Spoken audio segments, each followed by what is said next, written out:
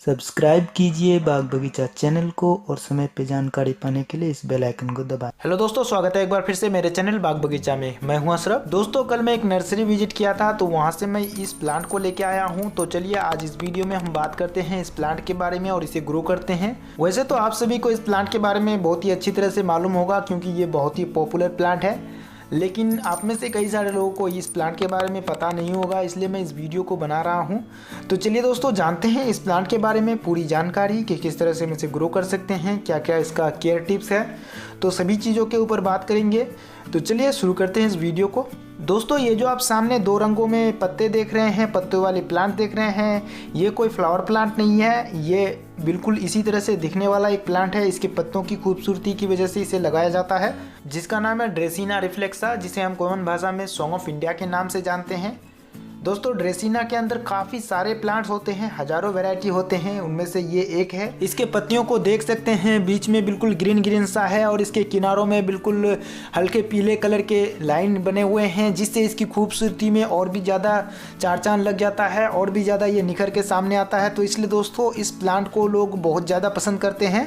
और दोस्तों, इस प्लांट का खूबी ये है कि आप इसे इंडोर भी रख सकते हैं, आप इसे आउटडोर भी रख सकते हैं। ये दोनों ही जगह पे बहुत ही अच्छी तरह से सर्वाइव कर जाता है। लेकिन अगर आप इसे फुल्ली इंडोर रखेंगे या डार्क जगह पे रखेंगे या तो फिर आर्टिफिशियल लाइट के अंदर रखेंगे तो ये अच्छी तरह से ग्रो नहीं होगा। तो इसके लिए आपको ब्राइट लाइट में इसे रखना है। बहुत सारे लोगों का कहना यह है कि हमारे टेरेस में धूप नहीं आता है, लगभग 1 से 1.5 घंटा धूप आने के बाद वहाँ से धूप निकल जाता है, तो आप उस जगह पे इस प्लांट को लगा के रख सकते हैं। आप इसे डायरेक्ट सनलाइट के नीचे नहीं रख सकते हैं, आपको इसे ऐसी जगह पे रखना है जहाँ पे दिन में 2 से 4 घंटा धूप आता हो, उस जगह पे आप इसे रखिए। क्योंकि इस प्लांट को सनलाइट तो पसंद नहीं है, लेकिन ब्राइट लाइट बहुत ज़्यादा पसंद है, तो आप ऐसी जगह पे रखिए जहाँ पे ब्राइट लाइट हो। तो चलिए अब बात करते हैं कि इसे हम ग्रो करने के लिए हमें किस तरह का सॉइल मीडिया लेना चाहिए। तो दोस्तों, अगर आप इसे ग्राउंड पे लगाना चाहते हो तो आपको कुछ भी नहीं चाहिए, ना तो कंपोस्ट चाहिए ना ही सैंडी सॉइल चाहिए। बस आप इसे अपने ग्राउंड की मिट्टी में लगा दीजिए, चाहे जैसा भी वहाँ पे सॉइल हो, जिस तरह का मिट्टी हो, आप उस मिट्टी में आप इस प्लांट को लगा सकते हैं। लेकिन अगर आप इसे पॉट में लगाना चाहते हैं तो उसके लिए आपको 80% गार्डन सॉइल लेना होगा, 10% कंपोस्ट और 10% सैंड। इन सभी चीज़ों को मिक्स करने के बाद आप इस प्लांट को लगा सकते हैं। क्योंकि इस प्लांट को ज़्यादा मेंटेन करने की ज़रूरत नहीं पड़ता, इस प्लांट को ज़्यादा कुछ नहीं चाहिए होता है, बस आप इसे एक बार लगा दीजिए और समय पे पानी देते रहिए। इस प्लांट के लिए बस इतना ही काफ़ी है। तो चलिए दोस्तों, अब हम भी इस प्लांट को लगा लेते हैं। तो उसके लिए मैं यहाँ पे जो सॉइल लूँगा वो बिल्कुल सिंपल सा गार्डन सॉइल है। यहाँ पे दोस्तों मेरे पास पहले से ही सैंडी सॉइल मौजूद है, इसलिए मैं यहाँ पे सैंड मिक्स नहीं करूँगा। लेकिन अगर मेरे पास यहाँ पे चिकनी मिट्टी होता या हार्ड मिट्टी होता तो मैं यहाँ पे 10% के करीब इसमें सैंड मिलाता। तो मेरे पास पहले से ही सैंडी सॉइल मौजूद है, तो इसलिए मैं यहाँ पे सैंड मिक्स नहीं करूँगा। केवल हम इसमें 10% के करीब कंपोस्ट मिक्स करेंगे। कंपोस्ट में आप कोई सा भी कंपोस्ट ले सकते हैं, लीफ कंपोस्ट, वर्मी कंपोस्ट या तो फिर काउडंग कंपोस्ट में से कोई एक ले सकते हैं। यहाँ पे मैं वर्मी कंपोस्ट ले रहा हूँ। तो चलिए अब हम इसे अच्छी तरह से मिक्स कर लेते हैं और उसके बाद प्लांट्स को लगाते हैं।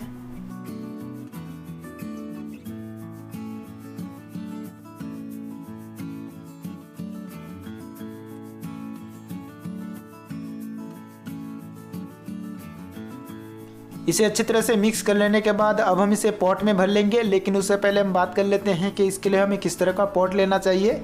वैसे तो दोस्तों, ये जो प्लांट है इसे आप किसी भी तरह का पॉट में लगा सकते हैं, 8 इंच से लेके बड़े से बड़े पॉट में भी इस प्लांट को लगा सकते हैं। लेकिन ये परमानेंट प्लांट है, इसलिए आप हमेशा इसे 10 इंच या 12 इंच के पॉट में लगाया कीजिए, क्योंकि ये परमानेंट रहने वाला प्लांट है। तो इसलिए आप बड़े पॉट में इसे लगाएंगे तो इसका ग्रोथ बहुत ही अच्छा रहेगा। तो यहाँ पे जो मैं पॉट लिया हूँ ये मिट्टी से बनाया हुआ 12 इंच का पॉट है और इसके अंदर ड्रेनेज होल होना भी बहुत ही ज़रूरी है। तो चलिए अब हम इसमें सॉइल को भर लेते हैं और जिस तरह से हम दूसरे प्लांट को लगाते हैं उसी तरह से हम इस प्लांट को भी लगा लेते हैं। तो चलिए फटाफट से मैं यहाँ पे सॉइल को भर लेता हूँ पॉट में और उसके बाद हम प्लांट्स को निकाल लेंगे पॉली बैग से। तो दोस्तों, ये देख सकते हैं किस तरह से इसके रूट्स बहुत ही हेल्दी है, काफ़ी मोटे मोटे इसके रूट्स है। क्योंकि सॉन्ग ऑफ इंडिया का जो प्लांट्स है इसके कटिंग्स बहुत ही आसानी से लग जाते हैं, नर्सरी वाले भी इसके कटिंग्स ही लगाए थे। तो आप देख सकते हैं इसके रूट्स कितने मोटे मोटे हैं, इससे इसका ग्रोथ का अंदाज़ा आपको मिल गया होगा। तो आप देख सकते हैं इसके लंबे लंबे काफ़ी ब्रांच के जैसे मोटे मोटे इसके रूट्स हैं। तो अगर हम इसे पॉट में लगाएंगे तो बहुत ही अच्छी तरह से ग्रो होगा।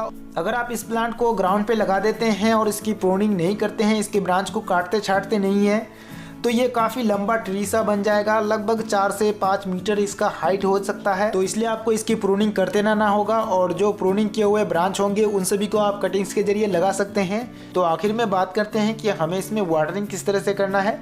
तो दोस्तों अभी तो हम इसमें बहुत ही अच्छी तरह से वाटरिंग कर देंगे, लेकिन इसके बाद जब हम इसमें वाटरिंग करेंगे तो हमें देखना है कि इसका जो ऊपर का सॉइल है, पॉट का जो ऊपर का सॉइल है वो ड्राई हुआ है या नहीं हुआ है। पॉट का जो ऊपर का सॉइल है वो पूरी तरह से ड्राई होने के बाद ही आप इसमें दोबारा वाटरिंग कीजिए, और ऐसा आपको हमेशा ही करना है। अगर आप इसमें ओवर वाटरिंग करते हैं तो इसके जो पत्ते हैं वो पीले पड़ना शुरू हो जाएंगे और पत्तों के किनारे झुलसना शुरू हो जाएंगे, जिससे आपको अंदाज़ा मिल जाएगा कि इसमें ओवर वाटरिंग हो रहा है। और अगर आप इस प्लांट को डार्क जगह पे रखते हैं तब भी इसके पत्ते पीले पड़ना शुरू हो जाते हैं और इसके पत्तों के किनारे झुलसना शुरू हो जाते हैं। तो इन दोनों सिचुएशन में आपके प्लांट्स के जो पत्ते हैं वो झुलसना शुरू हो जाते हैं। तो आप इससे अंदाज़ा लगा सकते हैं कि आपके प्लांट्स में किस तरह का कमी है, धूप की कमी है या तो फिर ओवर वाटरिंग ज़्यादा हो रहा है। बाकी इस प्लांट में किसी भी तरह का पेस्ट का, इंसेक्ट का या तो फिर फंगस का अटैक नहीं होता है, तो इसलिए आपको टेंशन लेने की ज़रूरत नहीं है। बस आप जाइए नर्सरी में और वहाँ से प्लांट्स लेके आइए और अपने गार्डन में लगाइए, अपने टेरेस में लगाइए और अपने टेरेस की गार्डन की खूबसूरती को बढ़ाइए।